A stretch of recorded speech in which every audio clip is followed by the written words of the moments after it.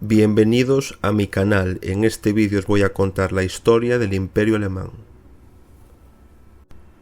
Los historiadores evaluaron de manera diferente la sangrienta reunificación de Alemania, pero a pesar de todos los medios antidemocráticos, siglos de fragmentación habían terminado.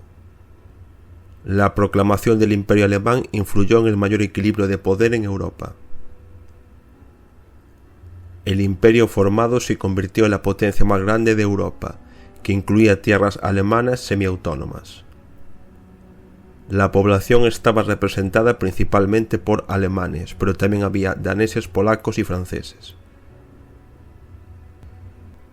La forma estatal de gobierno del Imperio Alemán fue la monarquía constitucional, encabezada por el Kaiser Guillermo I. El cuerpo principal del poder ejecutivo era el canciller imperial, quien era designado para el cargo por el propio emperador.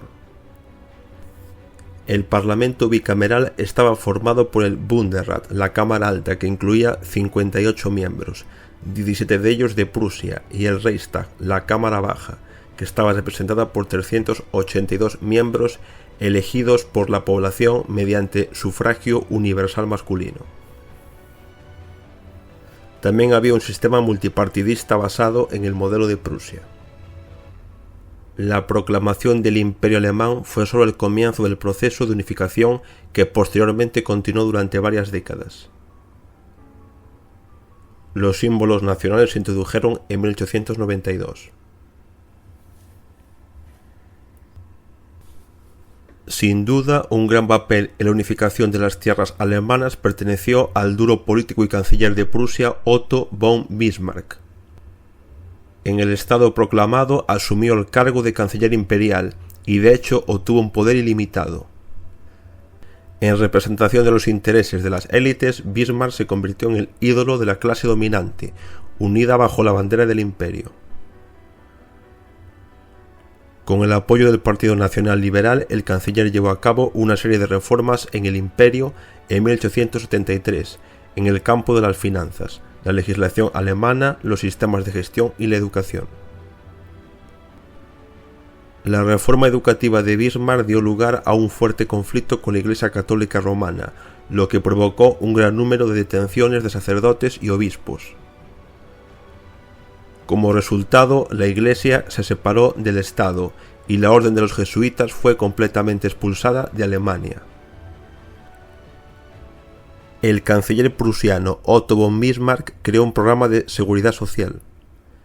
El principal objetivo de esta institución fue promover el bienestar de los trabajadores y evitar un levantamiento social que pudiera demandar medidas más socialistas.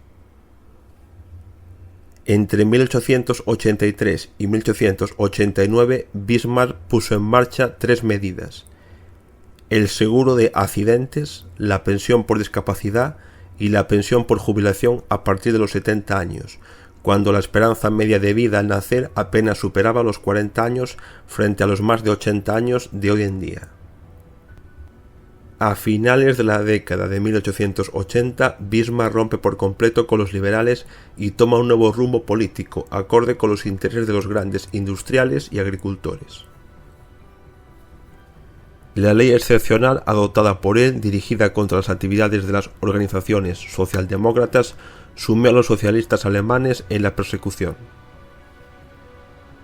La política exterior de Bismarck fue un complejo sistema de alianzas que aseguró el aislamiento de Francia, las buenas relaciones con Rusia y el acercamiento al imperio austrohúngaro. Bismarck intentó por todos los medios evitar la formación de cualquier coalición que amenazara la hegemonía de Alemania. En 1889, el Kaiser Guillermo II ascendió al trono del Imperio Alemán. Era una persona muy impulsiva y segura de sí misma, cuya perspectiva se formó bajo la influencia de los círculos aristocráticos de los oficiales prusianos. A diferencia de su abuelo Guillermo I, que dejó las riendas del poder en manos del canciller, el joven Kaiser buscaba decidir él mismo las cuestiones importantes. Percibió la política de Bismarck como insuficientemente activa y anticuada. Esto llevó al hecho de que a principios de la primavera de 1890 el canciller del imperio, Otto von Bismarck, renunciase como canciller, tras recibir presiones del Kaiser Guillermo II para que dimitiese. Tras la dimisión de Bismarck, una nueva era comenzaba en Alemania. La política interior de Guillermo II se caracterizó por una cierta orientación social. El Kaiser llevó a cabo reformas en interés de las masas trabajadoras, buscando obtener su apoyo. Lo primero que sufrió cambios fue la legislación laboral. Se prohibió el trabajo dominical.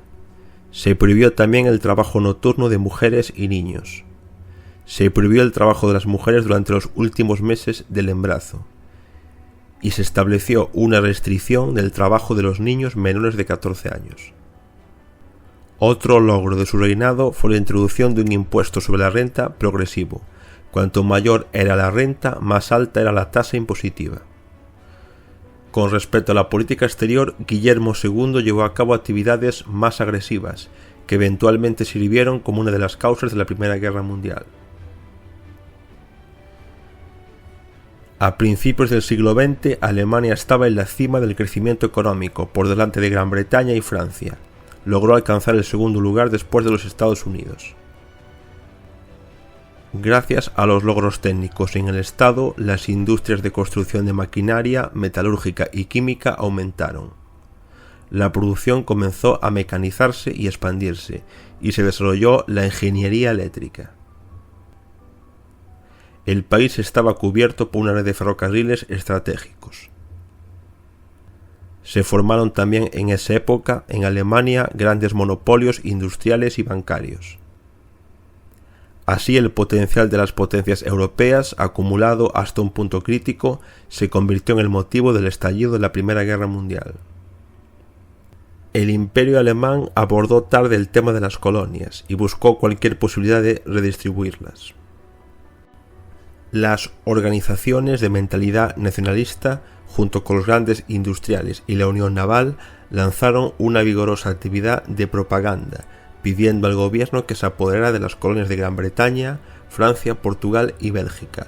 También pidieron que se anexionaran los territorios habitados por los austríacos.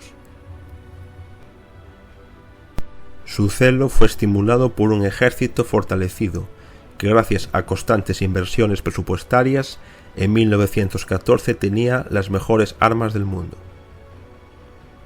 En la Primera Guerra Mundial, donde las potencias centrales, que eran básicamente 4 países, el Imperio Alemán, el Imperio Austrohúngaro, el Imperio Otomano y Bulgaria, se enfrentaron contra las potencias aliadas. Entre los aliados se encontraban Francia, Gran Bretaña, Rusia, Japón, Estados Unidos, etc. Los aliados eran prácticamente el resto de países del mundo, menos las potencias centrales y algunos países que se declararon neutrales durante el conflicto. El comienzo exitoso de las hostilidades en 1914 no les dio a los alemanes una victoria rápida. La situación actual en el frente adquirió un carácter prolongado y agotador.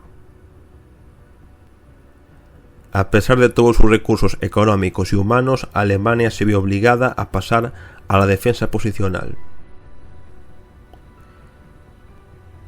En el otoño de 1918, el Imperio alemán capituló ante las tropas numéricamente superiores de los aliados, perdiendo no solo las colonias sino también las tierras del territorio alemán. Guillermo II logró esconderse en Holanda y se formó el gobierno provisional en Berlín. El resultado de la Primera Guerra Mundial fue el desmembramiento y el fin del Imperio alemán, teniendo que pagar Alemania una indemnización multimillonaria a los países aliados y sufriendo además una grave humillación internacional. Aquí finaliza este vídeo, gracias por haberlo visto y nos vemos en mi próximo vídeo.